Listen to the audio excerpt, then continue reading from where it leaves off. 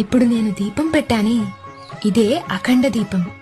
అదిగో అక్కడ గొల్ల మండపం తర్వాత కనపడుతుందే, అదే మహాద్వారం.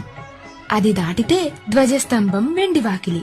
అవి రెండూ దాటి ఆనంద నిలయంలోకెళ్లి అలా గర్భగుడిలోకి చూస్తే బంగారు కిరీటంతో నుదుటి మీద కర్పూరంతో దిద్దిన మందపాటి రెండు నామాల మధ్యన కుంకుమ పువ్వుతో చేసిన కస్తూరి తిలకంతో ఆయన మొహం కనిపిస్తుంది.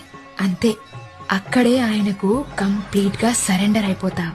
చెవులకు మకర కుండలు, కుడి చేతిలో సుదర్శన చక్రం, ఎడమ చేతిలో శంఖం. ఇంకో కుడి చేయి కాస్త ముందుకు చాచి ఆయన పాదాలు చూపిస్తుంటాడు చూడు, ఇవే బ్రహ్మ కడిగిన పాదాలు అన్నట్టు. ఇంకో ఎడమ చెయ్యి నేనున్నాను నీకంటూ అభయమిస్తుంటుంది. కుడి ఎద మీద లక్ష్మీదేవి, ఎడమ ఎద మీద పద్మావతీదేవి. ఆయన రెండు భుజాల మీద నాగభరణాలున్న ఆ పెద్దాయనను చూడగానే ఒక్కసారిగా కళ్లలో నీళ్లు, నరాల్లో ఉత్తేజం, ఒంట్లో ధైర్యం, ఎదలో హాయి వచ్చేస్తాయి. అలా దర్శనమయ్యాక బయటకొచ్చి కాసేపు మూసేసిన వైకుంఠ ద్వారాన్ని చూస్తూ ఆయన్ని తలుస్తూ కూర్చుంటే ఆ అనుభూతే వేరు. దీన్ని మించిన స్వర్గం ఇంకెక్కడా ఉండదు. భూలోక స్వర్గం చూపిస్తావా అని అడిగావు కదా, ఇదిగో ఇదే ఆ స్వర్గం.